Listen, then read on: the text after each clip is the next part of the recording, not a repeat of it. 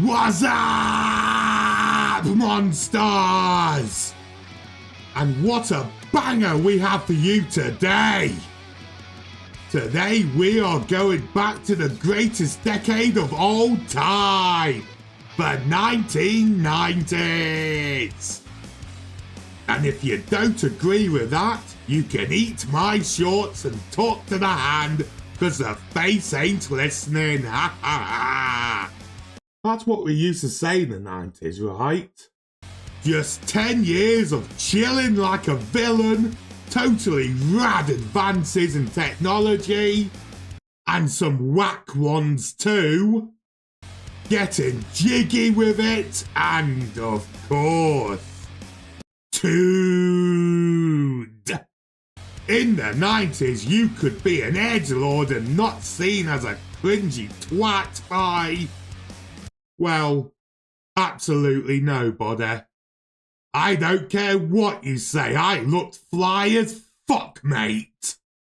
So this week I'm making a tier list and ranking all the awesome stuff the 90s had. I'm sure it's all gonna be hella cool and nothing sketchy will make it here.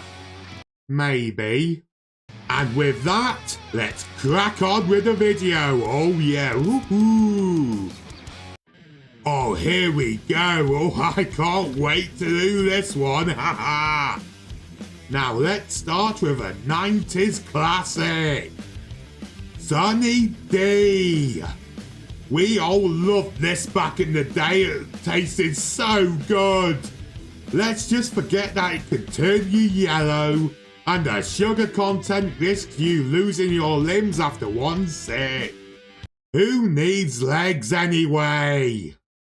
Has anyone tried modern day Sunny D? The water I have next to me has more flavour. But still, yeah, absolutely, Sunny D is going in S for Sunny. And then comes a true 90s institution. Hogs! These were the best thing ever. But the weird thing is, it's hard to explain why. They were just small cardboard discs with lots of different designs and, well, that's it. We loved them though. I had so many, I collected literally hundreds. I wish I still had them, really I do. We were so much easier to please in the 1990s. Crystal Pepsi. This is such a 90s product. A diet, caffeine-free, clear Pepsi. It looks really cool, but I never actually had Crystal Pepsi. I wish I did though. That being said, I'm going to rank it high for one simple reason. It's probably better than Coca-Cola. Yeah, I said it. Pepsi is better than Coca-Cola. Come at me, you bastards. Britpop and the rise of Cool Britannia. What an amazing era to live in. Remember the Blur versus Oasis battle? Both releasing singles at the same week? What a time to be alive. I was in the Oasis camp if I'm honest, and yeah, I kinda lost. But this was a fun time, so yeah, this one's definitely going high. Speaking of Cool Britannia, Lad Mags. Oh yeah, stuff like Loaded, Maxim and FHM that really played into the lad culture at the time. Full of football, drinking, pop culture and of course, lots of scantily clad ladies. It's safe to say this sort of thing would not fly as well today, but this is another reason why I like the 1990s. We didn't give a fuck. So yeah, let's put Lad Mags, let's put it right about here. I will admit, I didn't read Lad Mags at the time. Do I look like a lad to you? But there is one lad mag that I really did like. Bizarre! This was a lads mag for weirdos, full of goth imagery, alternative culture, body modification, and disturbing fucked up shit that would have you burned at the stake for just reading it. I loved it so much. I wish it was still around. But yeah, absolutely, this is going in S for sure. Now let's talk about music in the 90s, oh yeah. And we can't talk about music in the 90s without talking about grunge.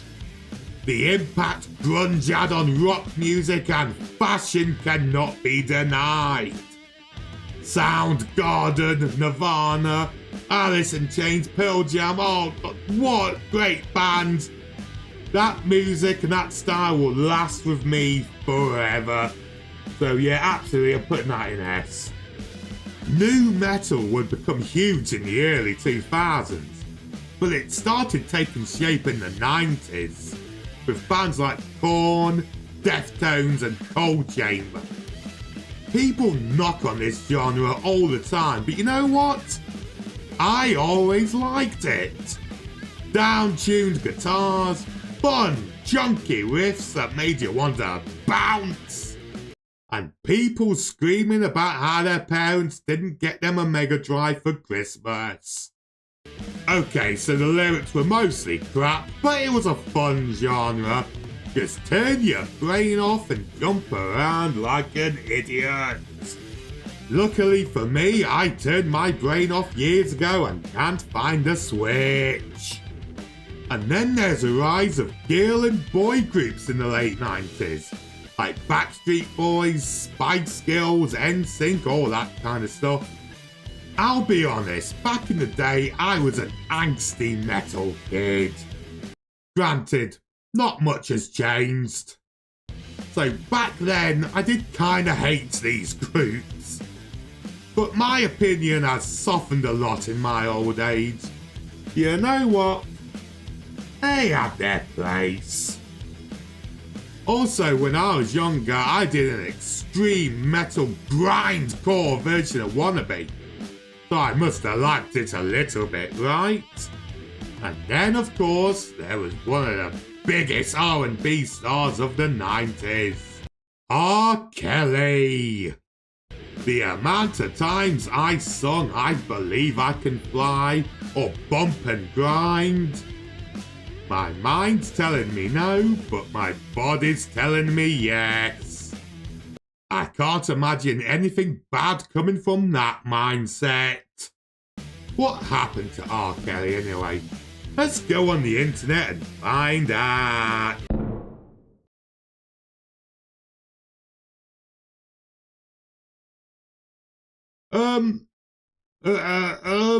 Yeah, you could stay in the 90s. And in prison. Remember neon fashion? This was the shit in the early 90s. If you wore this bright, vibrant clothing, I can guarantee you will get beaten up in school. Believe me, I know from personal experience. Now, this might be because I'm a complete arsehole. In fact, it's guaranteed that I was a complete arsehole. But I'm blaming the clothing anyway. And then there was goth and alternative clothing in the 90s. Granted, this would get you beaten up as well. But at least I look much cooler when I've regained consciousness. My family would laugh at me when I started wearing this stuff and growing out my hair. They told me it was a phase and it would be over in a few years. Well, it's 2026 and I still wear this stuff. Ha ha ha! Longest phase ever, yeah, I win! And now it's time to talk about something I have a lot of experience in. Gaming! This decade gave us some of the greatest consoles of all time. And some of the worst. The Super Nintendo is the bomb! We all know this.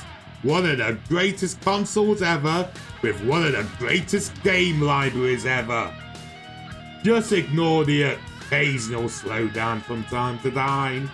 Although I was a Nintendo fanboy, I would secretly look over at my brother's Sega Mega Drive or Genesis. Of course, I never admitted it, and we kept arguing that our console sucked. But the Mega Drive, it was still amazing. It was up there. But come on, he had Sonic. That alone puts it in there. Had Gunstar Heroes, Alien Soldier, or Streets of Rage. So many games I wish I had, if I'm honest. The 90s did see one of the biggest advances in gaming with the 32-bit era. Imagine going from something like Mario Kart to Ridge Racer in the home. That's what the first PlayStation gave us. It changed gaming forever. Granted, not every change was a positive one, but being able to play Tekken 2 in home, oh, that was such an awesome feeling. My brother had a Sega Saturn, and it's safe to say, I won the war this time. But I do feel bad about it because the Saturn was almost as good. It was definitely better at 2D games than the PlayStation, especially when it came to fighting games like Street Fighter and Darkstalkers because of the RAM cartridges. It's a shame the Saturn got a bad rep, but you know what, I'm gonna put it in S. I'm putting a lot in S, aren't I? And then there is the Nintendo 64. Am I the only one that thought the Ultra 64 was a cooler name? This is a great console. We all know this. It has great games on it. But, and this kind of hurts coming from a Nintendo fanboy, it was my least favourite of the three. I'm sorry, I just couldn't get used to the controller. Why are there three handles? Am I supposed to control the analog stick with my dick? No wonder I sucked playing these games. Okay, joking aside, the controller made more sense at the time, and without it we may not have gotten the DualShock, so it was important. Plus, we got Mario 64, Ocarina of Time, GoldenEye, the first iteration of Smash, and a personal favourite of mine, Mischief Makers! Let's just forget about Superman 64, right? Sega sadly would not last much longer as a hardware developer in the 2000s, but it did end with one hell of a machine! The Dreamcast. I love this console so much. I remember being around my brothers and playing Crazy Taxi and Virtua Fighter 3 till the early hours of the morning, until the sun came up. Something I definitely can't do today. Yeah, sorry, this is absolutely S tier. So the 32 and 64-bit eras did give us some amazing machines. But it didn't start off that way. The 3DO, a console that had lots of potential, but no one I knew ever owned one. And with that price tag, can you blame them? Still, it did give us the first Need for Speed and a great port of Super Street Fighter 2 Turbo. Despite the fact that the 3DO only had 5 buttons, making Street Fighter a little bit tricky. I don't hate this, but let's be honest, gotta go down here, D. The Philips CDI. Yep, the console that gave us those awful Mario and Zelda games. I think that alone is enough to pull it down here. The Atari Jaguar. responsible for one of the worst controllers ever. Just look at this. I mean, how the fuck are you supposed to hold this? And most of the games were barely any better than what came out on 16-bit consoles, despite Atari claiming it to be 64-bit. Yeah, right. I think this is the point when we realise that bits didn't really mean that much. And then there is the crown jewel of crap.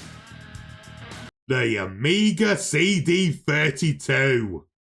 A console so bad it killed Commodore in less than a year. It was basically an Amiga in console form.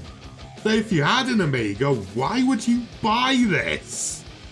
For the best version of Dangerous Streets, the console's killer app apparently? I don't think anyone hated themselves that much in the 90s. Yeah, that's definitely going down here. But if you didn't want to sit at home playing a console on the TV, you could sit at home playing a handheld instead. The Game Boy was the king of the handhelds in the 90s, I think we all know that. Its simplicity, great affordable games, and affordability put it on top of the pile. It might seem weird when you looked at the competition. The Sega Game Gear and the Atari Lynx. These handhelds were more advanced than the Game Boy. They were in colour for a start. I remember wanting an Atari Lynx over a Game Boy when I was a kid.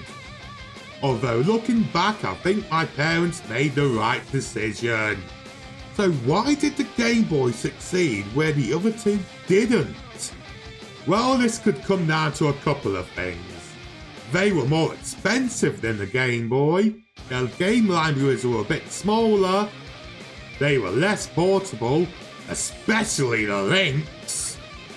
How big does your pockets have to be to pocket this thing? But the biggest issue with these handhelds were the battery life. 6 AA's for a few hours play over 4 AA's for many more hours with the Game Boy? It was a no-brainer. I still like the Game Gear though, so I'll put it here. The Lynx, yeah, not as much, I'll put it in C. Still, we can all agree that despite all these issues, they were much better than the Tiger Gamecom. Just look what this bastard did to Sonic! This should have been a crime punishable by death! When the best game you have is Lights Out, you know you kind of fucked up a little bit. Still, you could connect it to the internet if you wanted to read emails on it. If you didn't want to use a computer for some reason. Still, there's only one place this can go, isn't it? Let's put it right down here. Still, at least the Gamecom did have some games. Granted, not many games, but they did exist. And, well, that's more than what could be said for what Tiger were doing before. Yep, it's time to talk about the Tiger LCD games. If you never played one of these, imagine playing a game on a calculator. Because that's what they were. Why did we play these so much in the Game Boy era? I remember having a bunch of these. I had a full-size Afterburner LCD game, and I thought that was the greatest thing ever. Trust me, it looks a lot better than it actually is. Yeah, but come on, obviously we're putting this in the bottom tier. Still, if you wanted to play an LCD game right up to your eye in red, like a Virtual Boy, quite frankly you need locking up. But in the 90s, you did have that option with the Tiger R-Zone. I mean, seriously, look at this, I cannot imagine something I want to play on less than this. Speaking of Virtual Boy, the Virtual Boy! I suppose it's better than an R-Zone, but I think we can all agree this was Nintendo's biggest failure. The Wii U wishes it could have failed as hard as this. It is now time to talk about a massive success for Nintendo. Pokemon! One of their biggest hits and still loved to this very day. And this is the time I have to make one of my biggest confessions ever. I've never played a Pokemon game. Ever. That's right. I'm a fake weeb. I'm so sorry. I should play a Pokemon game at some point, shouldn't I? Where should I start? Tell me in the comments. Still, I like the anime as a kid, so let's just put it in B for now. Pages. These were so big in the 90s if I remember. Why? I remember my stepdad bought my mum one of these for Christmas. She wanted perfume. So they shouted at each other an awful lot and he just used it himself. What a smooth twat. Yeah, let's put it here, seems about right. We had the internet in the 90s, and we could finally go on the internet and talk shit to each other for the first time. The internet started my love of tea. Because it took you so long to load a screen, you had plenty of time to make a cuppa. Still, it was the start of what we have today. For better and for worse. The UK got a 5th TV channel in the late 90s, imaginatively called Channel 5. Granted, most of the shows were a bit crap, except for what they showed on Friday night. Soft-core erotic thrillers. Oh yeah, this channel came out at the right time for a wanker like me. That alone has to at least put it in B. I was a big wrestling fan as a kid, and the 90s were, well, it was a mixed decade. The mid-90s were, if we're honest, a bit crap. It was obvious wrestling was struggling to evolve after the 80s boom, and we got a bunch of childish bollocks, stupid characters, sumo monster trucks. Yes, this actually happened.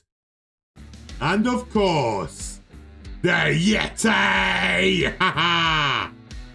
The sight of Hulk Hogan being double teamed by the Yeti and the Giant is still one of the funniest, stupidest things you will ever see. In that alone, I'll put this in C. Still, once we got over this period, we got one of the best eras ever. The Monday Night War, coupled with the rise of ECW. Wrestling started moving from the childish crap from a few years ago and started being aimed at edgy teenagers. Like me. It was harder hitting, characters felt more real. It was such a fun time. Let's just forget how women were booked during this era and all the stories involving real life alcoholism, incest and miscarriages. Yeah, these all happened as well. Still, it was a great time for wrestling. Until WWF won the war in 2001, completely shat over their competition, and now we have the TKO ad-driven shite that we have today. Why did WCW win the war? Oh, yeah. That's why. So we have to put this, let's put this in A tier. This was also the decade that Hulk Hogan did his best to be a movie star.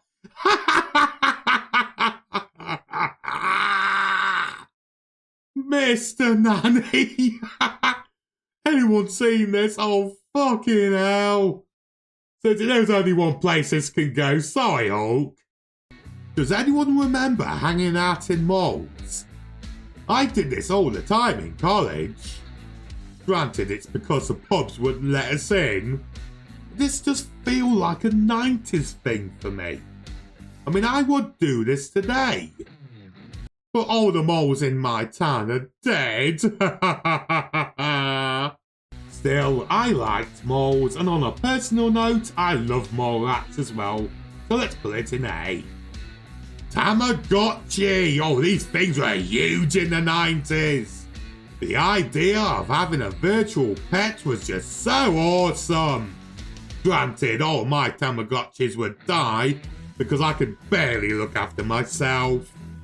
Still love them though, so let's put it in B. Now here's something that feels a bit weird today. Phones. In your car. This was a sign of luxury, oh yeah. My family never had a car phone. We were too poor. But I loved looking at them when I was younger. Even though, let's be honest, they're a bit useless today. And finally, a true staple in 90s TV. Jerry Springer, the pioneer of trash tabloid talk shows, featuring a bunch of idiots beating each other up after admitting to shagging their girlfriend's friend, or one member of their family, or their own sister, or some stupid shit. Why did we watch this crap? Still, Jerry did leave a legacy, and without him, we wouldn't have had Jeremy Kyle.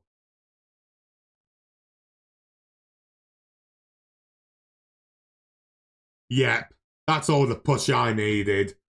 Sorry, Jerry, I know you're dead, mate. R.I.P. and all that shit, but there's only one place you can go. And now that I've shown you that the 90s were truly amazing, and nothing bad ever happened. Well, apart from war, social injustice, horrific tragedies, and on a personal level, the constant bullying, the constant heartbreak, the many problems I had at home, and tons of other trauma that I still struggle with to this day. You know what? The 90s fucking sucked! Seriously, why am I even doing this list? Piss off, 90s, and go back to where you belong! Yes, I know. We tend to over-glamorise the era we grew up in, and with our rose-tinted spectacles, we obsess over the good while overlooking the bad. But who wants to obsess over bad stuff? I did enough of that when I was younger, and it just puts you in a bad headspace. Just think of the things that make you happy and just have fun. Just not the R. Kelly type of fun. Time to bounce, monsters! I'm outie for this week, haha! Okay, that's enough of the stupid 90s sayings for one lifetime. Tune in next week where I check out some Capcom classics.